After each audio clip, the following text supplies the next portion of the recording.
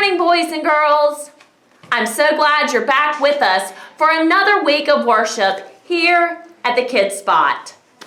Let's get started with what has become our theme song, Jesus, You're My Superhero.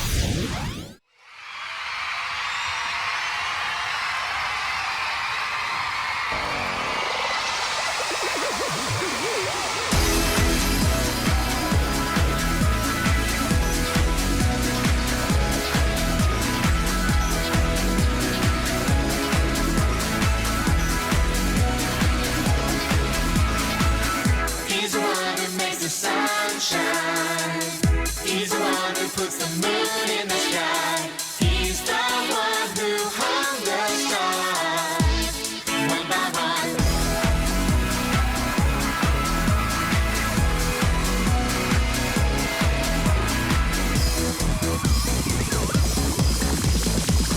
He's the one who makes the birds sing. He's the one who makes your dreams so high. He's the one who makes me smile. Day by day, Jesus, you're my superhero. You're my star, my best friend. Jesus, you're my superhero. You're my star, my best friend. Yeah, yeah, yeah, yeah, yeah, yeah. Better than Spider-Man. Yeah, yeah, yeah, yeah, yeah, yeah. Better than Superman. Yeah, yeah, yeah, yeah, yeah, yeah. Better than Batman. Yeah, yeah, yeah, yeah, yeah, yeah. Better than anyone. Jesus, you're my superhero. You're my star, my best friend. Jesus, you're my superhero. You're my star, my best friend. Jesus, you're my superhero. You're my star, my best friend. Jesus, you're my superhero. You're my star, my best friend. Yeah, yeah, yeah, yeah, yeah, yeah. Better than Yu-Gi-Oh! Yeah, yeah, yeah, yeah, yeah, yeah. Better than Bobby. Yeah, yeah, yeah, yeah, yeah, yeah. Better than Action Man.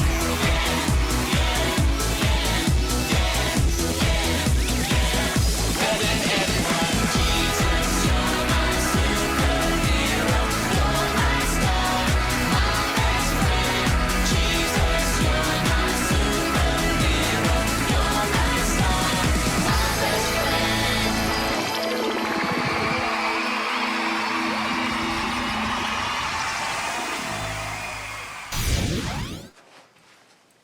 Good morning, Theo. How are you today? Well, I'm upset today, Miss Jennifer.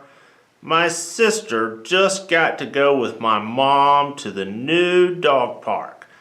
I am really upset that I am not getting to go. Oh no, Theo. I am sorry to hear that. Maybe your mom had something special planned for your sister. Well, I am not sure. I think it might be that my sister is just her favorite. Oh no, Theo. I am sure that is not the case. I am sure your mother loves all of you just the same. I don't know, Miss Jennifer. You know, Theo, what you are feeling is called jealousy. I have a book all about it. Let me go and grab it and I will share it with you. The Berenstain Bears and the Green-Eyed Monster.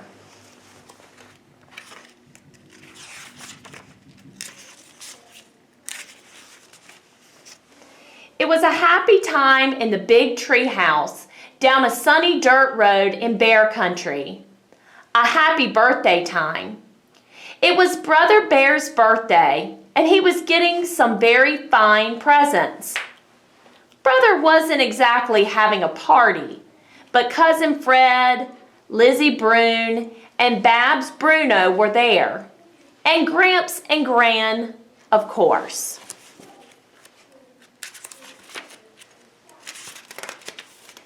"Wow," said Brother when he opened his present from Gramps. It was an aluminum bat. "Thanks, Gramps. I'll hit 20 home runs with this." Gran's present was a great-looking warm-up jacket. Brother tried it on and looked in the mirror. "Thank you, Gran. It's really neat," he said. His other presents were a fielder's glove from Cousin Fred, a sports video from Lizzie Brune, and a mystery book from Babs Bruno. Sister's very thoughtful gift was a package of balsa wood, the special wood Brother used for making model airplanes. "Thank you, thank you, thank you all," he said. "You're welcome and happy birthday," said the gift givers. Sister's gift was thoughtful, but she was being thoughtful in another way too. It wasn't always easy when your brother gets lots of presents and you don't. Sister understood that she had gotten presents when it was her birthday and would again. Besides, she wasn't that interested in aluminum bats, warm-up jackets, fielder's gloves, sports videos, or balsa wood anyway. But that all changed when Mama and Papa Bear gave Brother their present. It was the biggest, most beautiful racing bike Sister had ever seen. It had a handbrake, 3 speeds, and super sport wheels. When Sister saw that beautiful bike, it was no longer, "Happy birthday, brother." It was, "I gotta have that bike. I gotta. Mama saw that "I gotta have it" look in Sister's eyes. She took her aside and reminded her all about the wonderful presents she had gotten on her last birthday. But Sister didn't hear a word Mama said. She just stared at that big, beautiful bike with the handbrake and the super sport wheels. "Oh dear," said Mama, "I think you've been taken over by the green-eyed monster." "Green-eyed monster," said Sister. "What's that?" "Oh," said Mama, "that's just a way folks have of talking about jealousy and envy. You know what it means to be jealous. Envy is when you want something that belongs to somebody else." "But Mama," said Sister, "it's such a beautiful bike." "Please listen to Sister," said Mom. "Please listen to me, Sister," said Mama. "Even if you had a big bike like that, you couldn't ride it. You're not big enough. Your feet wouldn't reach the pedals. Besides, look what Papa's got for you." Papa was wheeling in Brother's junior-sized bike with his training wheels attached. "It's yours now," he said. Sister looked at the bike Brother had outgrown. It was okay, but it didn't have a handbrake, 3 speeds, and super sport wheels. "Come on now," said Mama. "Our guests are leaving. It's time to say goodbye." "Goodbye," said Brother. "Thank you for all the wonderful presents." "Bye," said Sister. Gramps and Gran got into their pickup truck and headed for home. Lizzie Brune got into her dad's car with the others. Mr. Brune had agreed to come for them and drive them home. Then Papa helped carry the new bike down the front steps.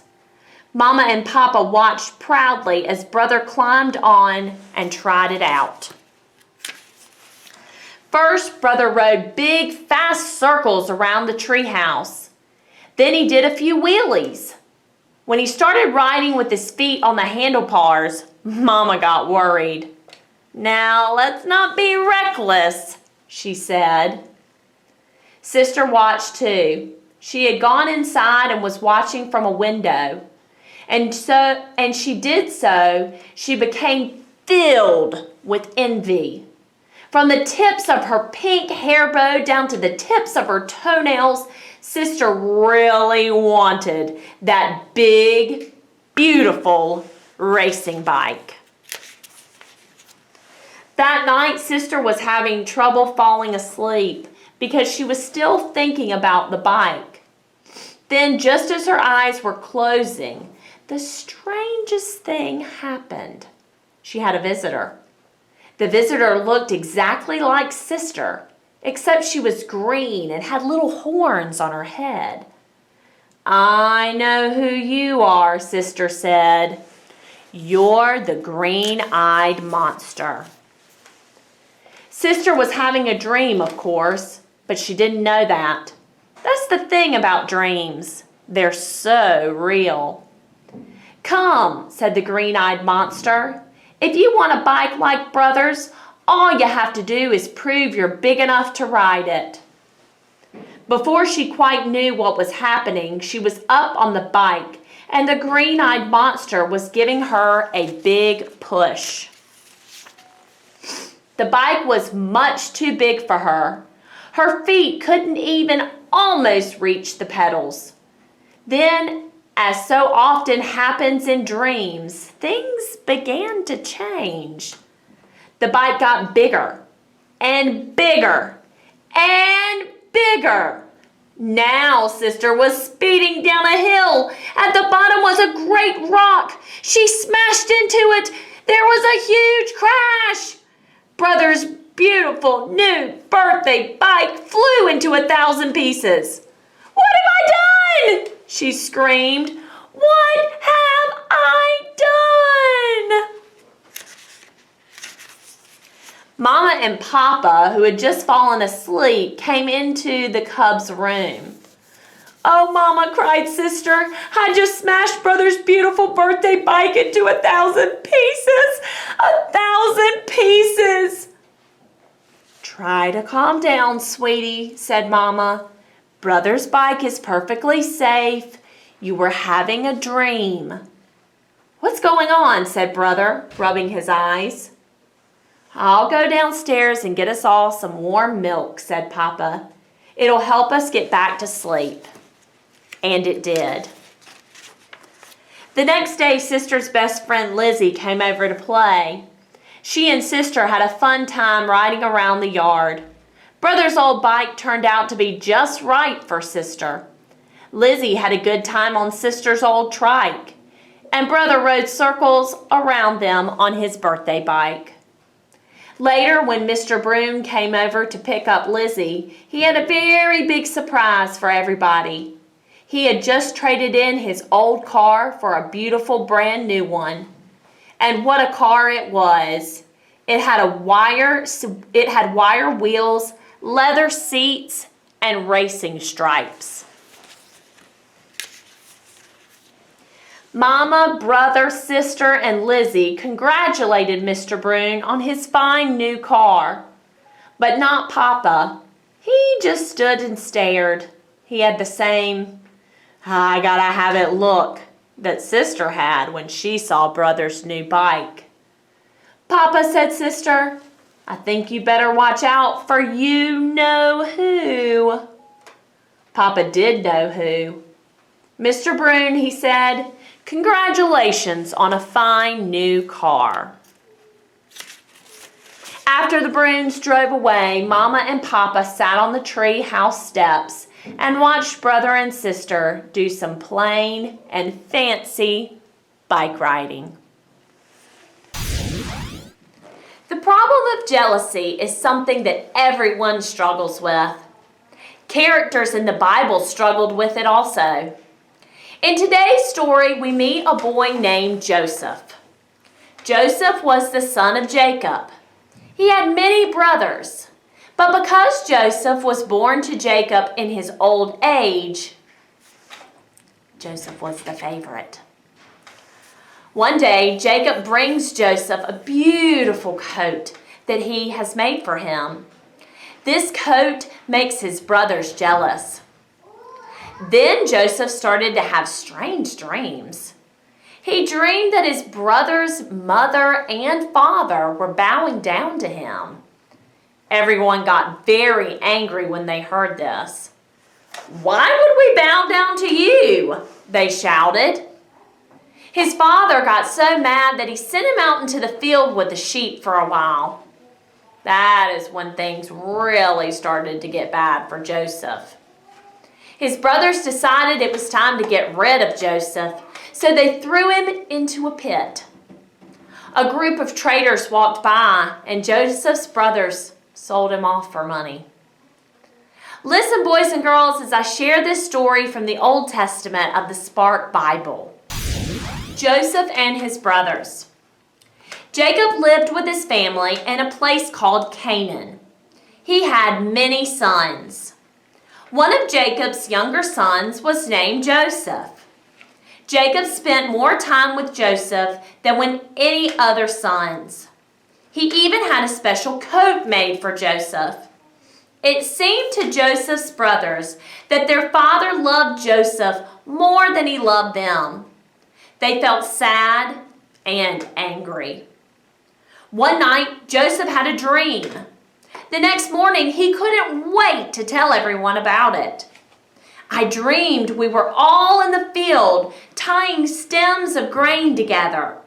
Suddenly, I couldn't believe my eyes. Your grain made a circle around mine and then bent over. You were bowing down to me." "Isn't that exciting?" exclaimed Joseph.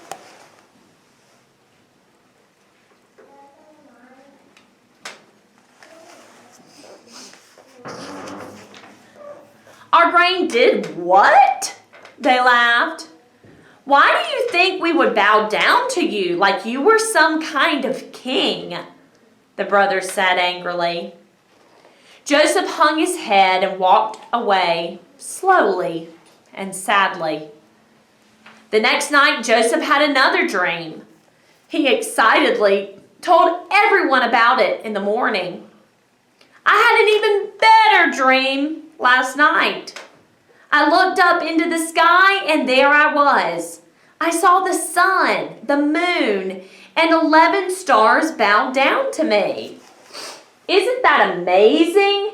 he said.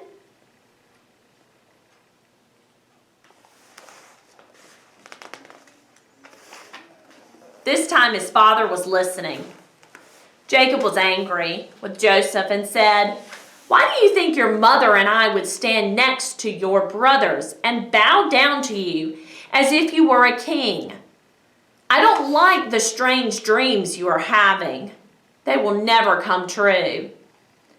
Now his brothers and his father were really mad at him. Lucky for Joseph, Jacob decided to send his brothers off with the sheep for a while. Later, Jacob sent Joseph to find out how Joseph's brothers were doing with the sheep.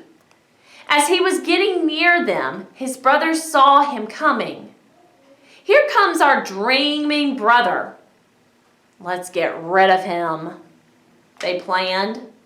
They grabbed Joseph and threw him into a pit. Ouch! The rocks at the bottom of the pit were hard and sharp. "God, why are they doing this to me?" prayed Joseph.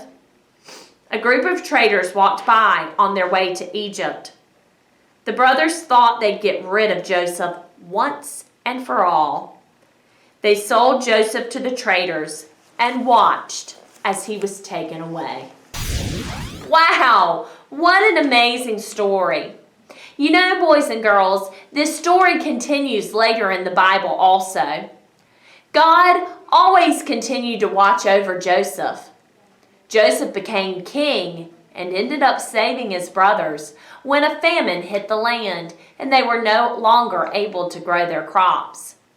You see, those dreams he was having eventually became true. This great story, boys and girls, is another reminder of the awesome power of God. All right, boys and girls, join us in our next song, the B-I-B-L-E.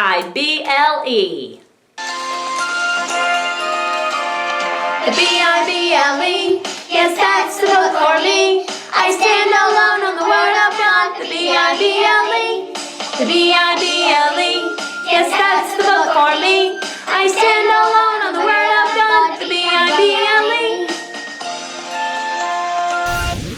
All right, boys and girls, now it's craft time. Today is a fun one. It's a color by number.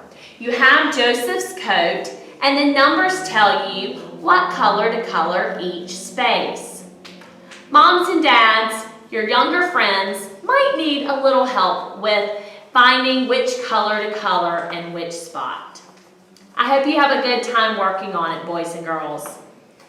Thank you so much for joining me here at Central Pres for another episode of the Kids Spot.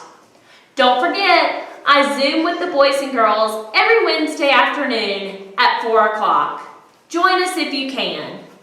If not, I'll see you back here next week for another episode of the Kids Spot.